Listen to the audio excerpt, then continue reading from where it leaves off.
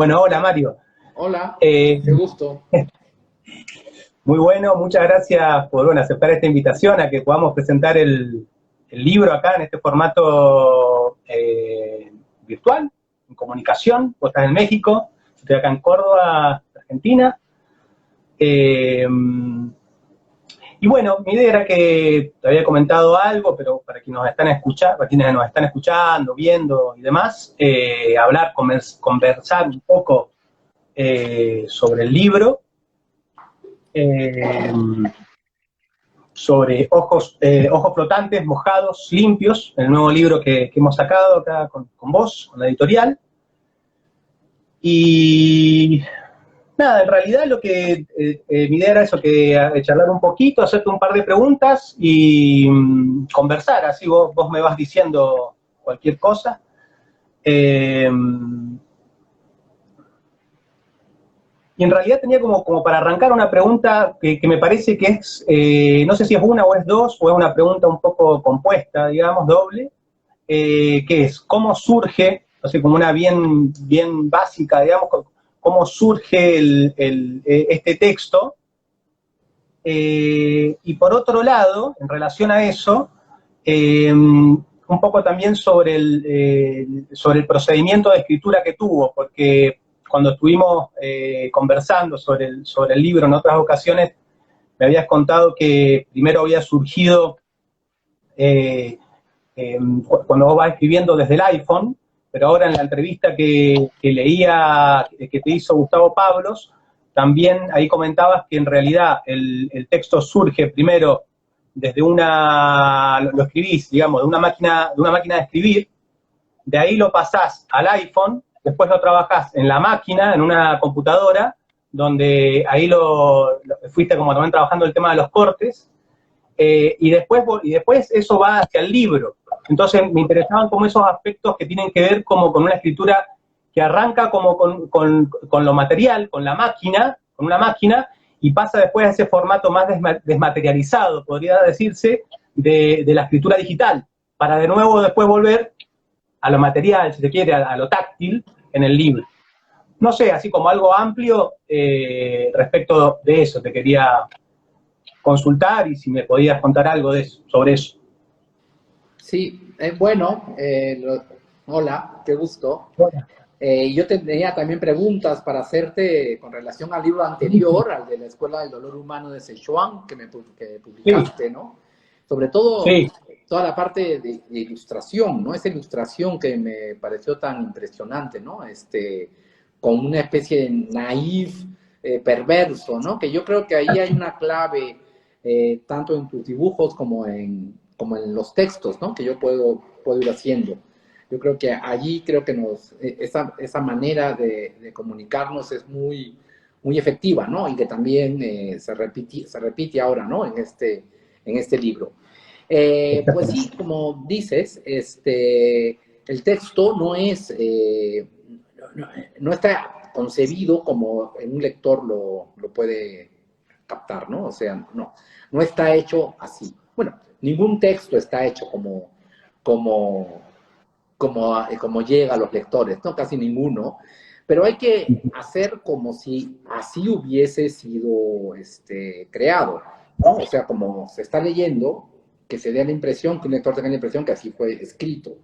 Pero para mí es muy importante, como para mí lo principal, como te puedes haber dado cuenta también con el libro anterior que publicaste, lo principal es la escritura en sí mismo, o sea, hablar, nombrar ciertas cosas, más que tener un discurso coherente, o sea, como una especie con un epílogo, con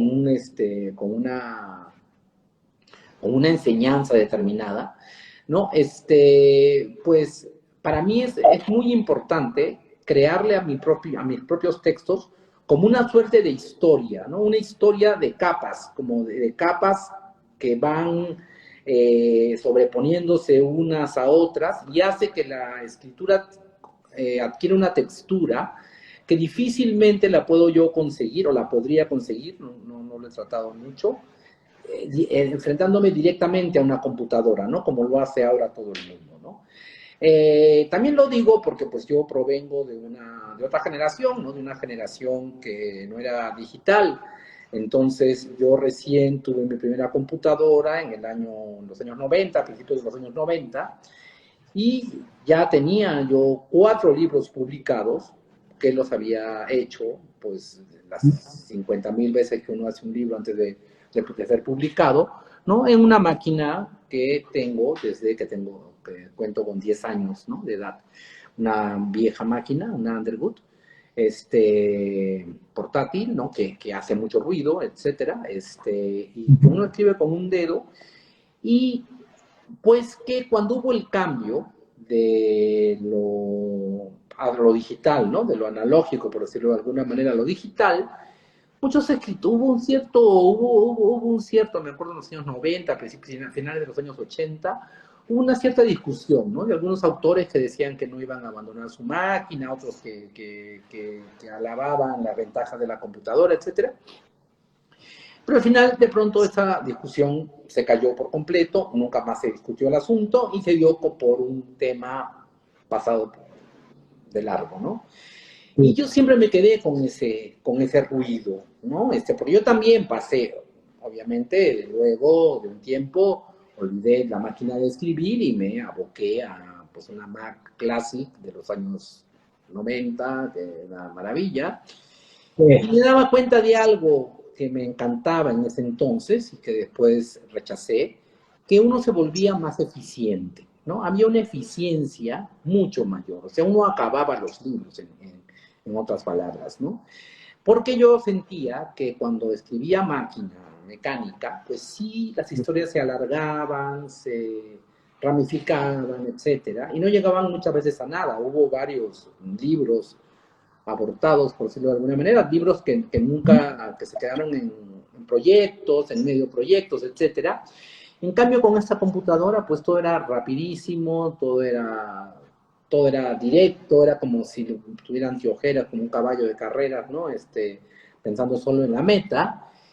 Y de pronto, pues, caí en las leyes, pues, del mercado supuestamente neoliberalistas, no sé, podemos llamarle el nombre que querramos, pero me volví útil, me volví alguien que podía escribir, publicar 3, 4 libros al año, etcétera, ¿no?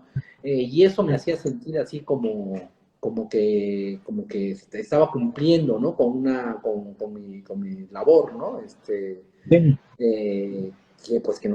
nos han inculcado desde que somos niños, desde la infancia, desde el kindergarten, etcétera, ¿no? De que hay que ser productivos, hay que hacer algo concreto, etcétera, ¿no? No quedarse allí en medio camino. Pero a lo largo del tiempo, pues me di cuenta, pues que eso era un gran absurdo, ¿no? O sea, en literatura, obviamente en escritura, en arte en general, no importa la cantidad que hagas, ¿no? O sea, no se mide por libros que hayas publicado, etcétera, ¿no? A menos que ese sea parte de tu proyecto, ¿no? Saturar de libros, ¿no? También puede ser ese parte de un proyecto creativo, pero no era mi proyecto. Mi proyecto no era saturar de libros, pero y me di cuenta que había dejado de lado muchas cosas, ¿no? Sobre todo el espesor de la escritura, ¿no? Había un espesor que a mí me llamaba mucho la atención, ¿no?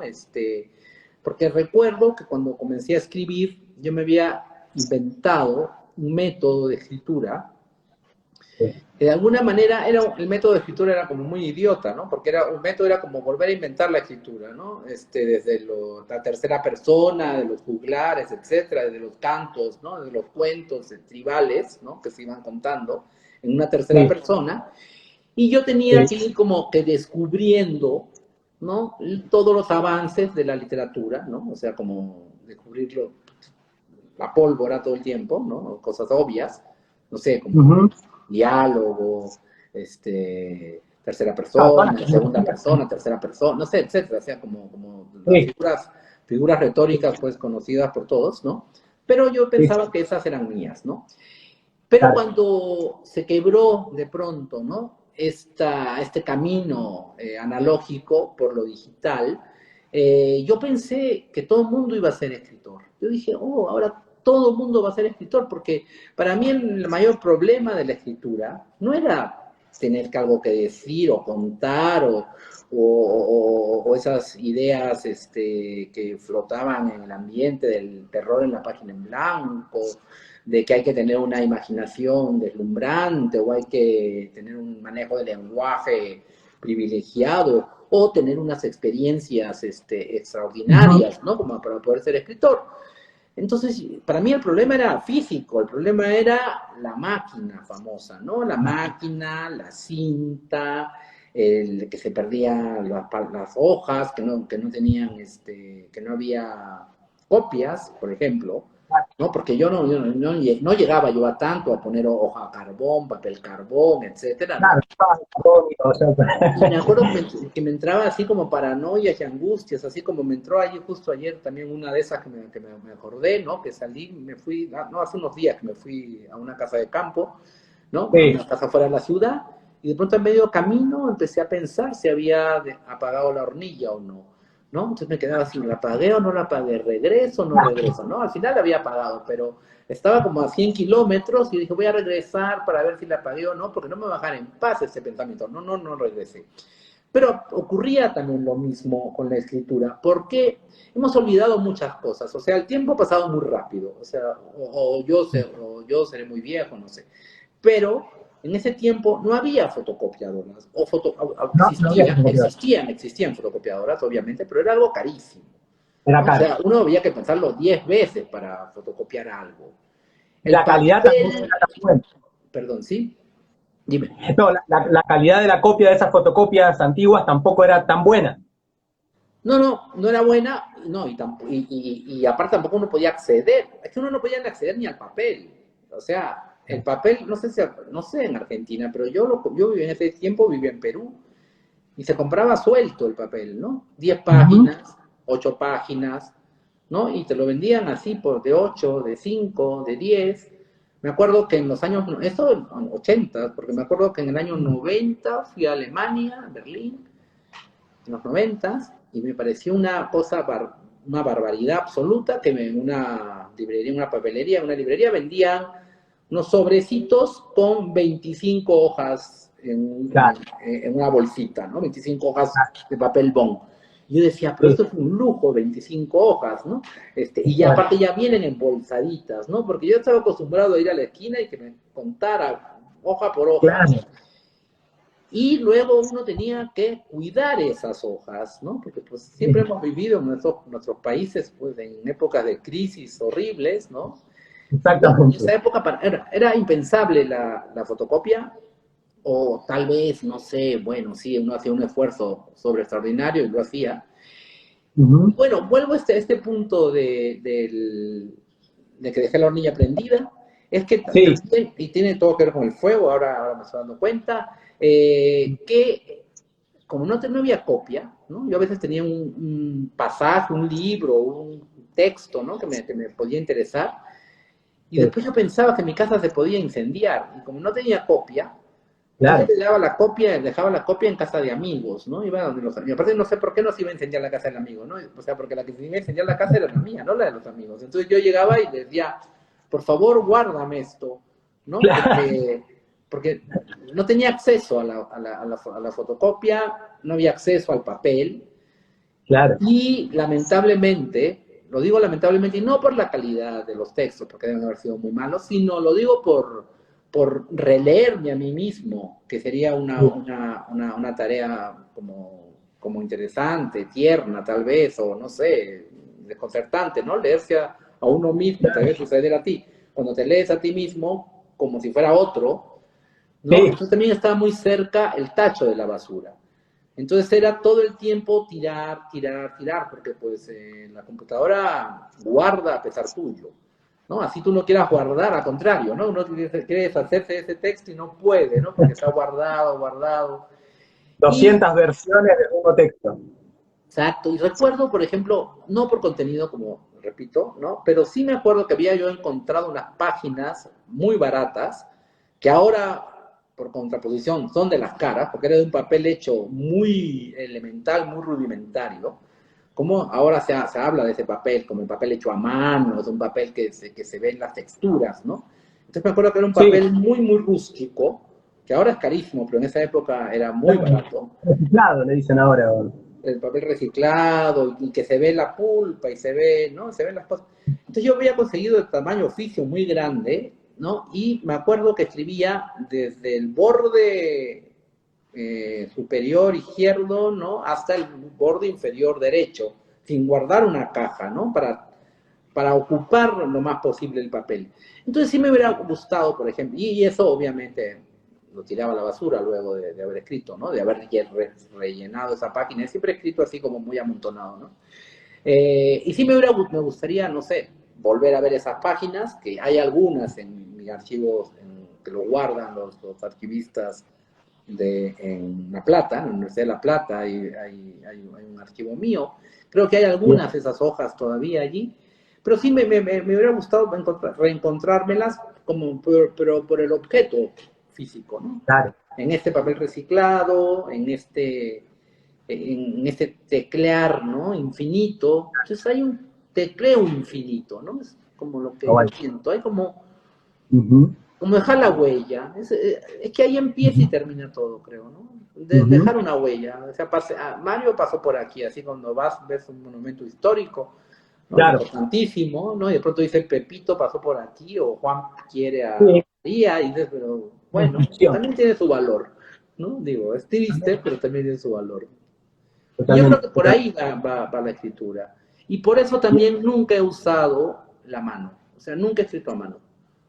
¿No? O sea, siempre he necesitado un elemento que en eso sí yo creo que obedezco esa sentencia antigua, ¿no? Está escrito con letras de molde, ¿no? En letra impresa, ¿no? En esa parte de la autoridad que da la letra impresa, ¿no? En eso creo, de alguna manera. Entonces, por eso, pues primero fue la máquina, después la computadora y últimamente el notas del teléfono, el iPhone. Notas. Perfecto, perfecto, perfecto. Y bueno, este libro fue escrito así. Y aparte aproveché ahora el tiempo del encierro. Sí. Y como tengo un proyecto desde hace muchos años de hacer un libro que sea todos mis libros, ¿no? Porque siendo lógico con esta idea, ¿no? De que lo que quiero es la huella solamente, ¿no? Y de alguna manera hace un momento dije que de pronto me volví más productivo y después me di cuenta que eso no sirve de nada, es porque no hay avance, ¿sí me explico? No hay un avance, no es que tengo tantos libros y ese último libro es mejor que el otro, o sea, no, es como un eterno retorno a lo mismo, ¿no? Y entonces tengo el plan, ¿no? Un plan utópico que nunca llevaré a cabo, etcétera, no sé, de hacer un libro de todos los libros. Por eso es que en el libro, en los ojos, acaba de publicar, ojos flotantes, limpios, aguados, aparecen elementos de otros libros, ¿no? Que van a seguir apareciendo, ¿eh? Más, en otros libros más. En el que estoy haciendo ahora, por ejemplo, ¿no? Claro. Sí, da lo mismo, leer ese o el otro. No sé cómo, sí. Y cuando eso pasa, digamos, a digital, haces como si transcribieras, digamos. Tenés las hojas mecanografiadas y vas tipeando en la computadora. Y ahí se vuelve a transformar el texto. No, voy tipeando, sí, es que, claro, que hay muchos que me han dicho, bueno, muchos no, alguna gente que me ha dicho porque es una labor hiper tediosa, ¿no? Estar pasando de la máquina a lo digital, ¿no? Son horas, y aparte yo no entiendo ahí una cosa como el tiempo comprimido, es muy raro lo que ocurre, porque, por ejemplo, hacer una página de la nada, de cero, ¿no? Copiando ese sistema del borde de arriba al borde final. No sé, creo que lo hacían las páginas esas, ¿no? Que no tienen caja.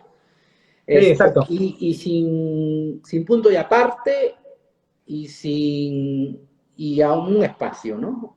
A medio espacio, o sea, todo está pegado, o sea, está como un bloque cerradísimo, ¿no? Sí. como tiempo, eso me lleva como unos 40 minutos, 45 minutos, una cosa así. Lo tengo muy presente por el ruido, porque no quiero hacer ruido. Odio que hagan ruido hacia mí, yo no quiero hacer ruido. Claro, Entonces, eso me demora unos 40, 50 minutos, como si hiciera, no sé, una terapia, no sé, de yoga, una sesión totalmente. Claro, de, claro. y con la máquina, ¿no? Y Sí, ahí me doy cuenta también que escribir a máquina escribe más con el cuerpo, no sé si con todo el cuerpo, porque también suena un poco romántico, pero escribe como si volvieras a tu viejo piano para un músico, ¿no? Que toca, una cosa es tocar un viejo piano de madera, que fue tu piano, etcétera, ¿no? Y de sí, alguna manera resuena otra cosa. Y en este caso exacto. me di cuenta que esa máquina era una especie de una máquina de resonancia de recuerdos, ¿no? De imaginarios de esa época. Y entonces aparecen cosas que yo racionalmente pues no lograría que aparecieran. Entonces aparecen en el mismo ejercicio. Por eso lo Claro, asocio a esta cosa de la meditación o de yoga, lo que fuera, ¿no? claro, y eso se nota. No, Sí. eso, o sea, me parece que aparece, por lo menos a mí lo que me parecía, digamos, de los libros que yo he podido leer tuyos, o sea, que así, muy a grandes rasgos, encuentro situaciones donde hay momentos absolutamente narrativos, donde se cuenta una historia que se despliega con cada uno de sus detalles, digamos, y después textos como este, por ejemplo, el de este libro que estamos presentando ahora, que lo encuentro también en cierto diálogo con la Escuela del Dolor Humano de Sichuan. ¿En qué sentido? En donde me parece que aparece más esta idea que vos comentabas también de la prosa cortada, en el sentido no de la disposición de verso que quizás aparezca en este, sino que la misma narración también se va como cortando. Es decir, hay momentos donde se va narrando, pero donde esa narración vuelve sobre sí misma o pasa a otra cosa, abandona una idea, abandona un personaje y trae a otro personaje, después de nuevo vuelve a ese personaje y se van como componiendo, a mí me da esa sensación por lo menos, como si fueran pequeñas escenas, digamos, que están cortadas, digamos, o sea, y que a su vez van formando una especie de totalidad, digamos. O sea, es como más fragmentario dentro de una narrativa, digamos. Y eso me parece que está bueno, y en este texto, digamos, en particular, que me parece que también surgía esto de es poesía, no es poesía, y toda esta confusión, digamos, Sí. que le surge no sé si a casi todo el mundo, digamos, pero a muchos de los que se encuentran con el texto, sobre todo por la forma, digamos, pero, o sea, por la forma quiero decir, porque está la composición, uno diría, estos son versos. Después cuando lo lee, bueno, aparece otra instancia. De todas maneras, y no volviendo, sino trayendo un poco lo que decía Tamara Kamenstein en la contratapa del libro, el texto que escribió, ella dice que se divide o sea, como que tiene como dos partes el texto. Una parte que podría ser más asociada a la poesía, en el sentido que está escrita en presente y demás, y otra que es más netamente narrativa. A mí lo que me parecía, y sobre todo seguramente sobre buena parte de una buena mitad del texto, porque además es un texto que va, si empieza, no para nunca hasta que termina.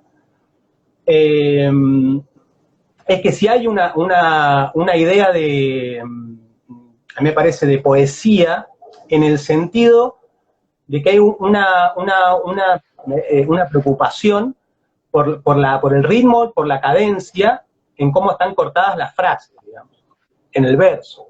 Quiero decir, obviamente que también hay ritmo y hay cadencia en una prosa, pero acá cómo están cortadas las frases, me parece, o sea, cómo arranca todas las primeras páginas, ¿viste? Son fantásticas, en el sentido que parece una especie de vocación, del sueño de este narrador, que es también el poeta ciego, que es un filósofo, pero no es un filósofo, bueno, toda esa imaginería que se despliega, bueno, me parece como súper potente, digamos. No sé qué pensabas vos, digamos, de esta relación poesía, narrativa, prosa, verso y todo esto. No sé si querías comentar algo, contarnos algo. Y es que justo Tamara, ¿no? Como le tengo tanta confianza, fue de las primeras que leyó, ¿no? Porque, a ver, esto surgió, este quiebre surgió como a medio año. Pasaron varias cosas aquí, bueno, aparte de la pandemia, etcétera, murió mi madre, ¿no?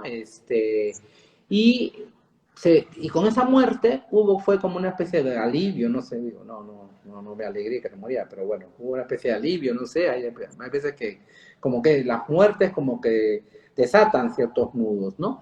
Entonces aparecieron Sí, ciertas verdades, ciertas cosas que yo creía medias, etcétera, ¿no? Yo llevaba una muy mala relación con ella, no la veía hace muchos años, pero igual su presencia estaba allí y esa muerte, no sé, creó entender mi escritura de otra manera, ¿no? Algunas cosas que estaban medio veladas, medio, no sé, se hicieron más obvias.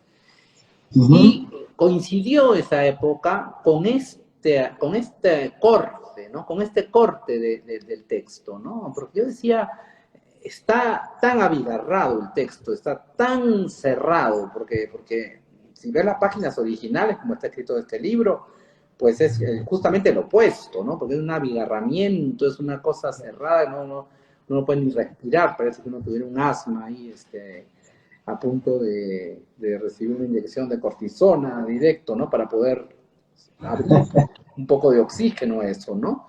Y de pronto algo así sucedió tal vez, ¿no? Porque coincidió, ¿no? Esos pensamientos que vinieron, etcétera, ¿no? Con ese suceso.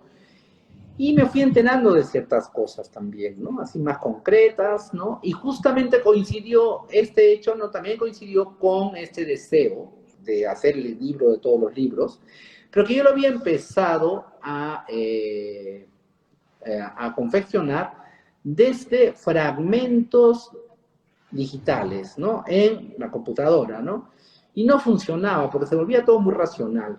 Entonces, justamente hubo ahí una mezcla entre esto que cuento, ¿no? De la máquina de escribir, el regreso a la máquina de una manera tan intensa, ¿no? Nunca la abandoné del todo, pero claro. momentos en que sí, ¿no? Cuando me creí un poco el cuento de que iba a publicar muchos libros y que iba a salir en editoriales transnacionales y todo, ¿no? Que es el gran cuento espantoso, ¿no? Que existe, ¿no? De que todos somos primer mundo, no sé, literariamente, ¿no?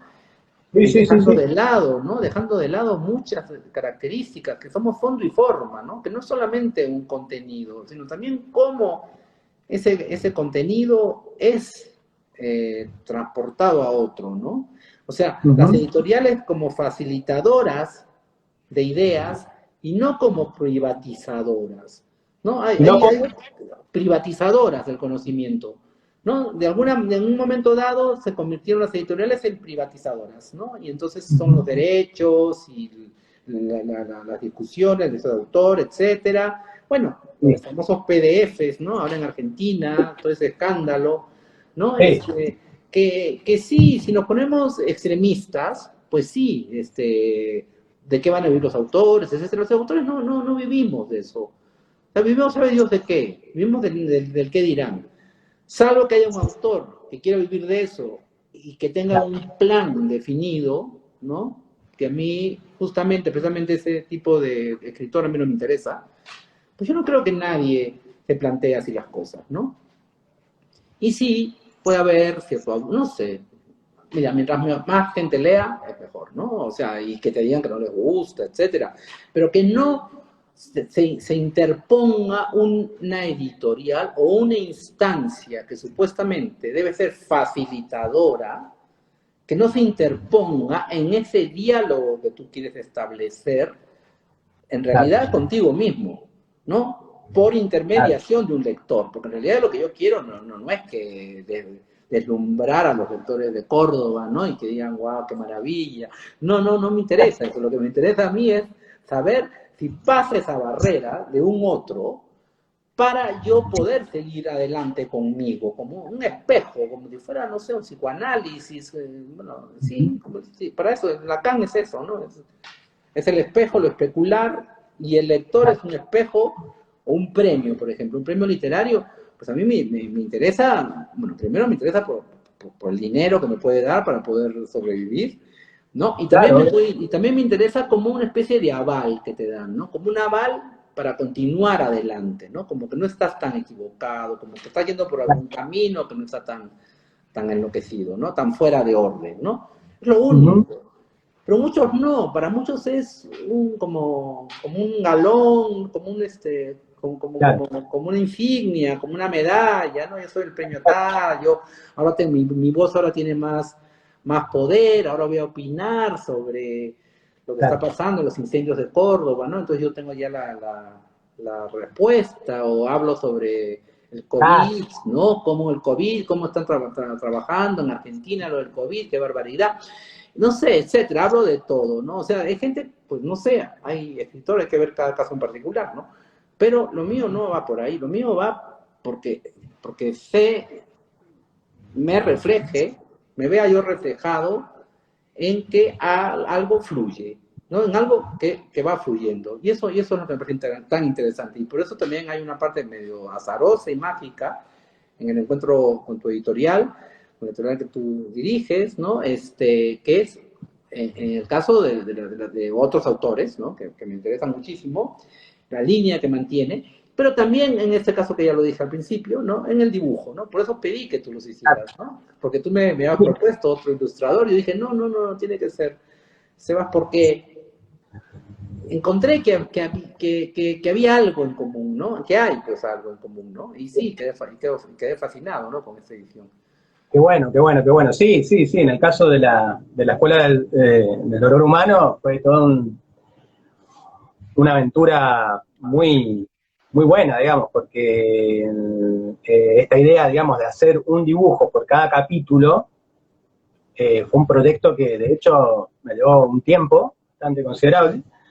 Y nada, bueno, que fue también transformándose, porque hicimos esa primera edición bien, bien artesanal y que te mandé, y después Claro. esta otra que quedó a mi visión mucho mejor todavía, donde la volví a diseñar. Porque a mí también me parece o sea, yo también pienso un poco, así como vos decías, esto de una escritura que no está separada del arte, en el sentido del arte en un aspecto bastante amplio, del dibujo, de las artes visuales, digamos.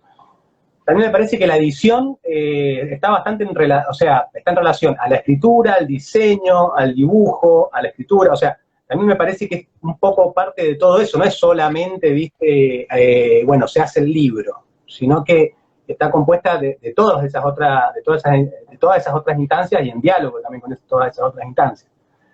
Eh, Porque, nada, al menos así me imagino, ese es el modo en el que yo también llevo adelante, viste, el trabajo o el hacer editorial. Eh, te quería hacer una pregunta. Me gustó eso lo del naif perverso. Está bueno eso. Me lo voy a quedar ahí, agenciar. No, el proyecto de todos los libros de Velatín juntos eh, es, digamos, realmente todos los libros, digamos, o sea, en uno o es una cosa así más lúdica, digamos. No, lúdica, no puede haber eso, todos los libros en uno. O sea,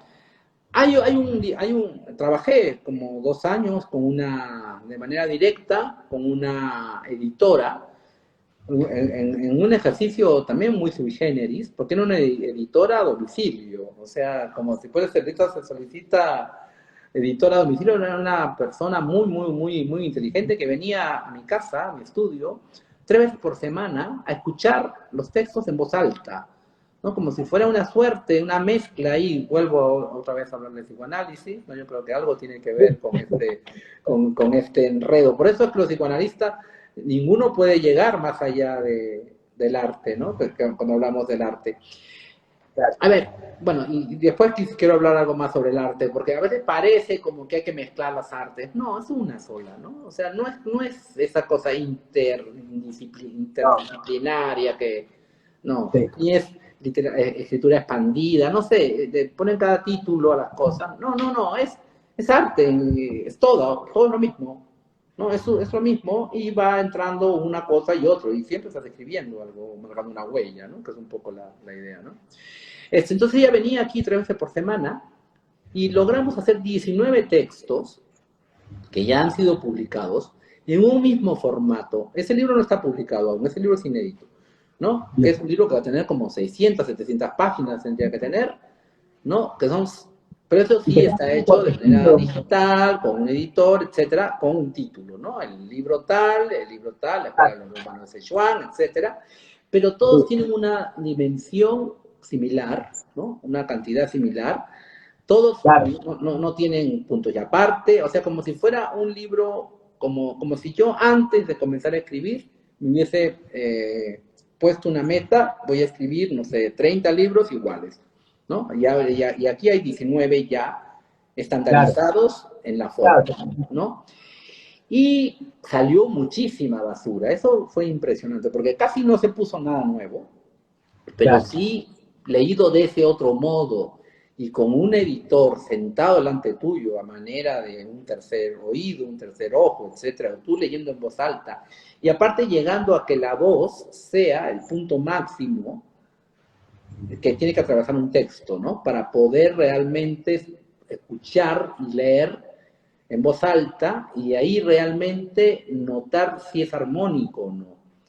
Incluso un maestro que iba a tener, que al final nunca lo tuve, de voz, ¿no? Porque quería encontrar un maestro de voz, pero decía, pero no entendían mucho, porque creían que quiero cantar, que no quiero cantar, tampoco quiero ser locutor de radio, tampoco quiero tener una voz especial, pero quiero manejar mi voz, porque no manejamos la voz, ¿no?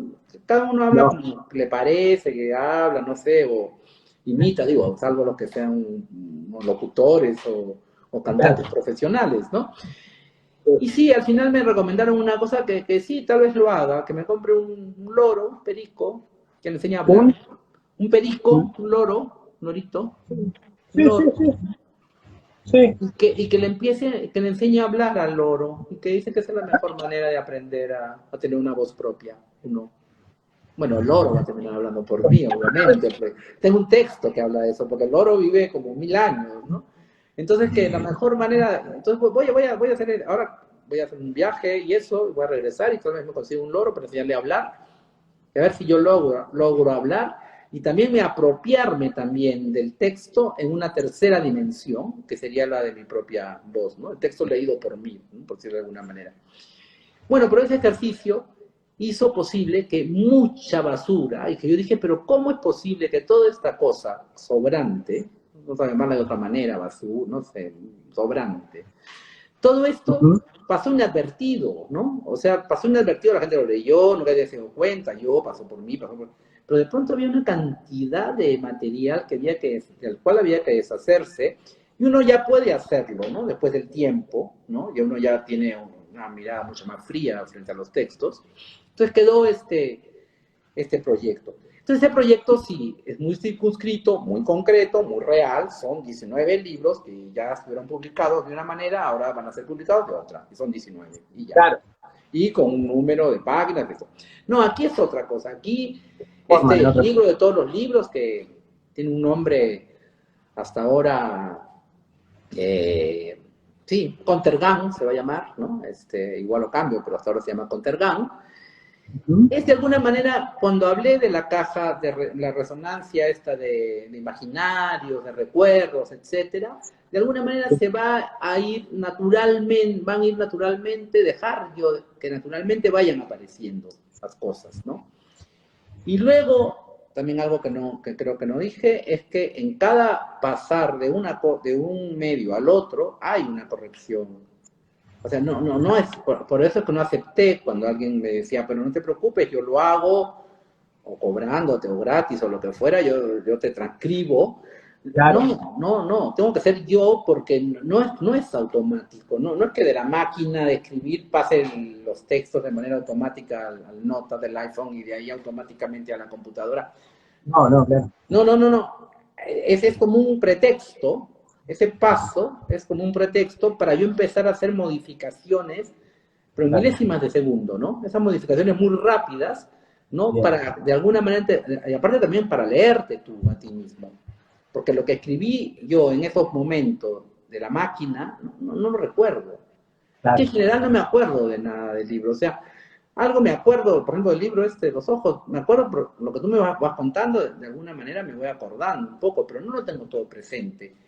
Y eso me he dado cuenta que es como una ofensa, el lector se siente a veces ofendido por eso, ¿no? Porque ahí existe, yo creo, una idea romántica de que el lector escribe, que el escritor escribe con la sangre, ¿no? Que escribe cosas así como profundísimas, ¿no? Y que uno siempre tiene en presente todos los libros, ¿no? Cuando no me daba cuenta de eso, alguien se acercaba y me decía, oye, de tu libro tal, no sé, un libro que publiqué en los años 80, no sé, 90. Me dice, en tal página yo me di cuenta que tal... Y yo no tengo ni idea, ¿no? Y entonces digo, ¿pero qué libro? ¿De qué me habla, no? Y entonces, y se ofenden, ¿no? Que creen que me estoy burlando, ¿no? Porque hay esa idea romántica, ¿no? Un poco del escritor que escribe en presente siempre. Claro. Y no. Y aquí me acuerdo, el libro si hay unos perros, unos salchichas, ¿no? Los perros salchichas, los tekel que corren, el hombre, el filósofo, y bueno, eso. Me acuerdo en general, así. Sí, de hecho hay un loro también. Hay un loro. Aparece el loro. Ahí también. Mira, no me acordaba. Claro. Porque el loro es el loro del otro libro. Ese loro es de un libro que apareció en Los fantasmas del masajista, porque a mí me pidieron un Chico Buarque, hubo un proyecto en Brasil, ¿no? Que convocó a 10 autores de la región, de Latinoamérica, que eligieran una canción de Chico Buarque e hicieron un cuento con él, ¿no? Yo elegí Confusao, ¿no? Me parece que es así una maravilla estructuralmente, ¿no? La construcción. Y apareció ahí un loro, ¿no? Un loro que la madre, un loro de una mujer, de la madre, y que no sabía el hijo qué hacer con ese loro, porque el loro seguía viviendo la madre en el loro, ¿no? Porque el loro imitaba perfecto a la madre, porque no solamente imitan las palabras, sino el tono, etcétera, ¿no? Claro. Y eso me pasó a mí una vez que estaba en una sesión terapéutica. No es invento, es que, pero otra cosa que también me parece muy curiosa, es que muchos piensan que las partes más escabrosas o más como extrañas son como producto de la invención. Y no, eso me pasó a mí con alguien que estaba haciendo una terapia cuando dolía la espalda, no sé. Y me dijo eso, me contó que su mamá se había muerto y que no sabía qué hacer con el loro, y que los vecinos le decían, pues, que si la mamá no se había muerto, ¿no? Porque llegaba a su casa y los vecinos le decían, mi mamá estuvo llamándote todo el día, ¿no? Y entonces el otro no sabía qué hacer con el loro, porque aparte viven como 50 años, no sé cuántos, y él decía, yo lo quiero ver matar o no sé, pero a veces me queda la duda. No sé si eso está en esa parte de la telenovela, yo no sé si eso está en el libro que tú publicaste. Sí, porque ahí esa era la única duda que tenía él para no deshacerse del loro, ¿no? Que seguía viendo los capítulos de la telenovela, no se perdía la hora de la Claro, seguía, en el libro acá sigue viendo los capítulos de la serie, de la novela.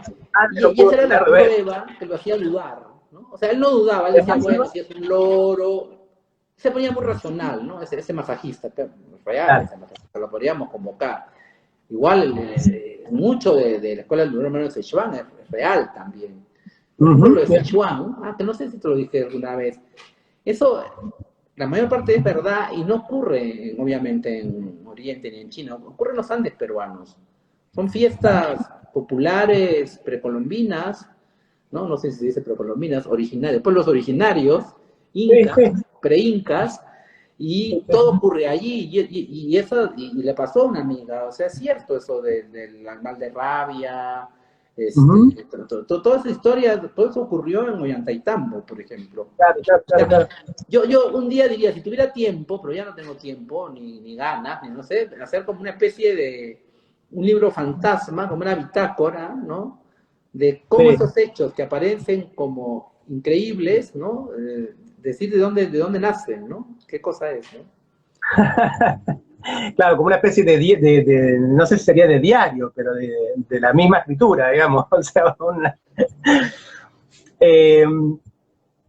y bueno, te quería hacer una pregunta más, que era ya para ir cerrando. lo que tú algo mencionaste ya, los personajes que pasan de un libro a otro, que aparecen en un libro y otro, a veces con características parecidas, a veces cambian. ¿Eso es algo, digamos, buscado o aparecen así? Porque viste que algunos de estos personajes me parecen como si fueran muy alegóricos también, ¿viste? O sea, me remiten a una cosa que me trae muchas imágenes, digamos, distintas imágenes. O sea, el poeta ciego que aparece acá, eh, no podría decir si es exactamente el mismo poeta ciego del libro Poeta Ciego, por ejemplo. Eh, pero a Sí, su vez como esa especie de universo que se genera de personajes que uno va encontrando y aparte que son como muy atractivos, que uno como lector, digamos, se encariña, no sé, bien, se siente como atractivo, está como muy bueno eso, ¿viste? De que te vas como encontrando de nuevo con el mismo personaje, y se va armando como una especie de mundo que pasa, o sea, de los libros y los textos van armando una especie de mundo autónomo, digamos, ¿viste? O de mundo propio, digamos, así, con sus personajes y sus leyes. sí, aparecen y los fuerzan, ¿no? Son forzados, ¿no? O sea, porque van apareciendo muy sutilmente, ¿no? Y de pronto, pues, quiero que ingresen, ¿no? Y lo que hago son trucos a veces bastante burdos y baratos, ¿no? Y pongo ahí, digo, son como la Trinidad. El filósofo es el mismo que que el pedagogo Boris, ¿no? Que el pedagogo Boris ahora que empezó a aparecer, y que es otro dueño del salón de belleza, ¿no? Porque el salón de belleza tenía un dueño donde todo el mundo dio por supuesto que era un peluquero de barrio, ¿no? Que hay en toda la ciudad, ¿no? Y me di cuenta que con ese libro había tocado como una especie de imaginario colectivo, porque a la ciudad que llegaba me decían que había un lugar así, ¿no? Y yo seguía la pista y no, nunca llegaba a ninguna parte, ¿no? Pero hasta Europa, etcétera. Decían, aquí también pasó eso. Entonces yo seguía así, quiero verlo, ¿no? Y no. Había la idea de que en un lugar, ¿no? De la belleza había muerte y donde había un lugar para, de refugio, ¿no? Para, personas que estaban fuera de orden social, ¿no? En este caso, la peste, puede ser la enfermedad, la sexualidad, no sé, etcétera. O sea, gente que está fuera de un orden, ¿no? Patriarcal, no sé, y de pronto me que había ese lugar, ¿no? Entonces aparecen y después para que tenga una cierta lógica hay una especie de forzamiento, ¿no? Los voy forzando para que eso ocurra, ¿no? Y para que de alguna manera haya una lógica y lógica, ¿no? Una logicidad lógica, no sé, porque me da mucho miedo, sobre todo con en ese libro que publicaste, no, pero Los Flotantes no, pero en el libro grande, el nuevo que quiero hacer, el de todos, me da mucho temor mantener la atención del lector, ¿no? Dentro, porque van a entrar muchísimos personajes, ¿no? Yo creo que va a ser un libro, no sé si lo acabaré algún día, pero entonces lo que no quiero es que se corte ese interés, ¿no? Entonces va a tener que usar muchos recursos, muchos trucos, ¿no? Estoy ahora estudiando a una musicóloga, me está dando como reglas, ¿no? De musicales, ¿no? Para frases musicales, sobre las variaciones, estoy haciendo como todo un trabajo en paralelo a la escritura, ¿no? Como para poder armarlo como una sinfonía bastante libre, ¿no? Pero de alguna manera cuando ya las papas queman, en el sentido de que ya no se entiende nada y el lector va a tirar ese libro por la ventana, de pronto poner ahí lo que se hace en música, ¿no? Que de pronto, la música se va a lugares muy alejados, ¿no? Y de pronto vuelve la estructura, vuelve la variación, vuelve, ¿no? Entonces, algo así se está tratando de hacer para mantener seducido a un lector, ¿no? Que en realidad es mantenerme seducido a mí mismo, ¿no? Para que de alguna manera ya no entiendo nada y lo quiero tirar. Entonces son como dos deseos opuestos, ¿no? Porque quiero que me entiendan, pero no quiero que me entiendan. No sé cómo explicarlo. O sea, porque ahora ya no quiero que me entiendan nada, porque va a aparecer todo el mundo ahí, ¿no? Entonces no hay que entender a la manera como se debe entender, pero al mismo tiempo no quiero que alguien se sienta agobiado frente a todo esto y no siga no sea el cómplice, ¿no? Necesario. En el libro aparecen, ¿no? Como especie de casi sentencias, digamos, donde dice algo así como, las había marcado a unas citas que dice, el peor enemigo de la escritura son los mismos que escriben, digamos, y por otro lado, digamos, justamente desconfía de todos estos que quieren de alguna manera interpretar o descubrir qué es lo que está queriendo decir esa escritura. Ahí como relación a lo que estás diciendo. Pero lo ves, ¿no? En la vida tú como editor, como creador, o sea, lo ves, ¿no? Que siempre se está manteniendo y cuidando los status quo, ¿no? Y a veces hay cierto cambio, y ese mismo cambio inmediatamente se necesita, así como desesperadamente, ser clasificado para entrar en otro canon, ¿no? En otra normalidad. No sé, lo veo, lo que pasa en Argentina, ¿no? De pronto, pues sí, de pronto veo que hay libros muy interesantes, autoras, ¿no? Mujeres, ¿no? Pero inmediatamente ya la catalogización inmediata, ¿no? Que hace que, pues, prefiero yo leer a una autore, ¿no? Más allá de un deber ser, ¿no? Es que inmediatamente llega el deber ser, y eso es terrible, ¿no? Entonces, muchas cosas que aparecen como muy libres, en realidad no lo son, ¿no? Porque están marcadas ya por una especie de lo que se está esperando recibir, ¿no? Y justamente a mí lo que me interesa siempre es encontrarme con lo inesperado, ¿no? Con lo que me digan todo lo contrario o inesperado a lo que yo supongo que me van a decir, ¿no? Sí, hay como una cosa así de una cierta avidez, digamos, se podría decir, del mercado, que también sería una cosa como un ente demasiado abstracto, pero por captar o por cooptar ciertas formas todo el tiempo, y me parece que a veces pasa eso, en donde hay propuestas estéticas que pueden a veces tener una perspectiva bastante interesante, distinta, quiere correrse, pero que a veces muy prontamente es así como absorbida. Y bueno, de hecho en este texto está re bueno eso, digamos, que ya de una descoloca en el sentido de su composición, de su forma, digamos, que es lo que venimos hablando un poco a lo largo de la charla. Bueno, no sé si querés que vayamos cerrando. Yo me quedaría hablando toda la tarde. No, gracias, no. Sí, cerremos. Me encanta escucharte, charlar, y de nuevo, muchísimas gracias. La verdad. ¿Y alguien querrá preguntar algo, no? Perdón, ¿cómo? ¿Alguien querrá preguntar algo, saber algo, no? Quería ver, ¿sabes que me quedó la pantalla algo acá? Mira, nos saludan acá los chicos de Club Gen, nos mandan un abrazo. Ay, qué lindos. Y ya está.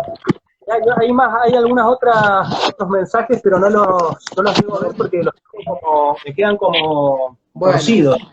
Dejémoslo así.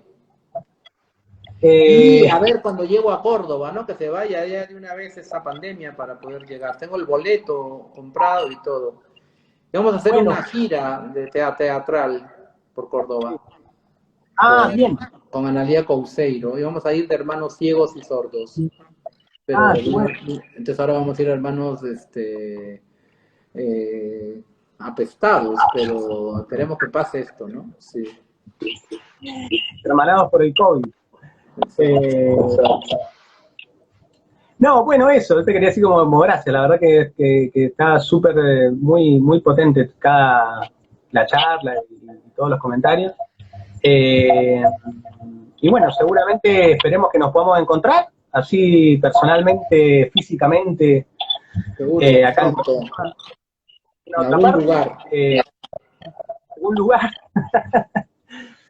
y seguimos con todo. Y de nuevo eso, muchísimas gracias No, a por esta ti, charla. todo lo contrario. Un beso, Porque nos vemos. un abrazo muy grande, Adiós. Mario. Que andes bien. Chau, chau. Igual, Muchas chao. gracias a todos que estuvieron ahí. Chau, ahora compartimos el video. Que anden bien. Chau. Chao.